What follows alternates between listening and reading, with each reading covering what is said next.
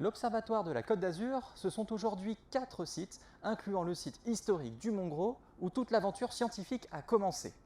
Sur ce site, on a construit une dizaine de bâtiments dans les premières années de l'Observatoire. La coupole Charlois est l'un d'eux. Comme pour tous les premiers bâtiments de l'Observatoire, c'est le célèbre architecte français Charles Garnier qui conçoit et positionne cette coupole sur le site du Mont Gros. La construction va commencer en 1881 et s'achever en 1883 avec les premiers travaux scientifiques. Mais tout d'abord, qu'est-ce que c'est qu'une coupole et à quoi ça sert ? En astronomie, on utilise plusieurs instruments pour nous aider à mieux voir le ciel nocturne, les plus connus étant la lunette et le télescope. Ce sont des instruments fort utiles, mais également très fragiles. Ils craignent le vent, la poussière et l'humidité. Alors pour les protéger, on a imaginé un gigantesque bouclier en métal en forme de demi-sphère.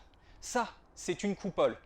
Par extension, le bâtiment sur lequel repose ce bouclier porte aussi le nom de coupole.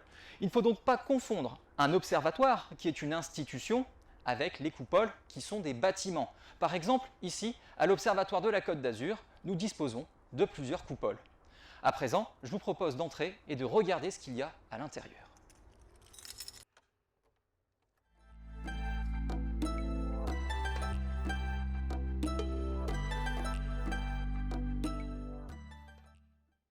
La première chose qui frappe quand on rentre dans cette coupole, c'est qu'il y fait plutôt froid.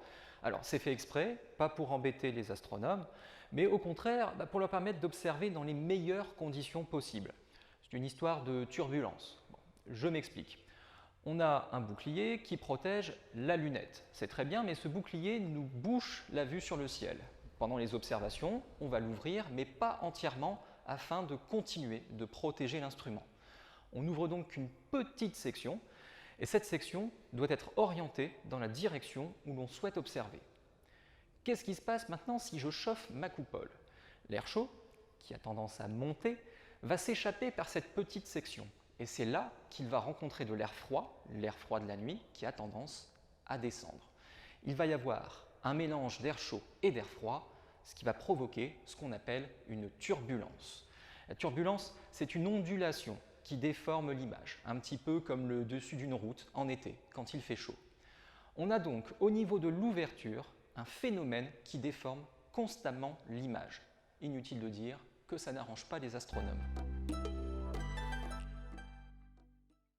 Pour éviter les turbulences, il n'y a donc pas d'autre choix. On est obligé de travailler à la même température que l'extérieur quand il fait nuit.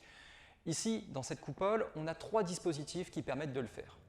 Tout d'abord, peindre l'extérieur de la coupole dans une couleur claire. Ici, sur le site du Mont Gros, on a repeint toutes les coupoles en blanc, ce qui permet de renvoyer l'intégralité des rayons du soleil et empêcher que le soleil ne réchauffe l'intérieur de la coupole.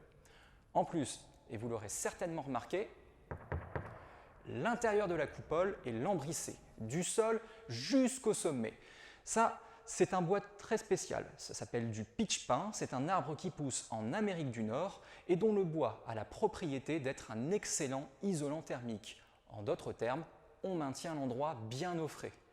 En plus de cela, Charles Garnier a pensé à un système d'aération de la coupole. À l'extérieur, il a fait creuser des ouvertures rectangulaires par lesquelles s'infiltre un courant d'air qui circule entre la pierre à l'extérieur et le lambris à l'intérieur, ce qui permet de rafraîchir la coupole. L'air s'échappe ensuite par le dessus du bâtiment. La coupole s'appelle aujourd'hui la coupole Charlois. C'est un hommage à l'astronome français Auguste Charlois qui a rejoint l'observatoire dès sa création en 1881. Son expertise, ce sont les astéroïdes, c'est-à-dire des petits corps qui tournent autour du Soleil. Au cours de sa carrière, il va en découvrir 99. Et aujourd'hui encore, on les étudie, ces astéroïdes, pour 2 raisons. La première, c'est qu'ils nous donnent des indices sur la formation de notre système solaire. Et la seconde, c'est pour étudier le risque d'impact avec la planète Terre. Passons maintenant à l'instrument. Il s'appelle le petit équatorial. Alors bon, comme vous pouvez le voir, il n'est pas si petit que ça. C'est une lunette qui mesure 7,50 m de long. C'est l'équivalent de 2 voitures. Et la lentille à son entrée fait 50 cm de diamètre. À l'origine, cette lunette était un petit peu plus petite, elle faisait 6,90 m de long avec une lentille à l'ouverture qui faisait 38 cm de diamètre, mais dans les années 60, on a restauré l'instrument et on l'a revu un petit peu à la hausse pour convenir aux nouvelles missions d'observation. Cet instrument a servi entre autres à observer des astéroïdes, on l'a vu, mais aussi des étoiles doubles, c'est-à-dire des étoiles en couple qui tournent l'une autour de l'autre. La coupole Charlois est donc l'un des premiers bâtiments à avoir forgé la réputation internationale de l'observatoire. D'autres bâtiments lui emboîteront le pas, mais nous aurons l'occasion de les voir dans de prochains focus. D'ici là, faites comme nous à l'observatoire, profitez de la beauté du ciel et de notre planète bleue.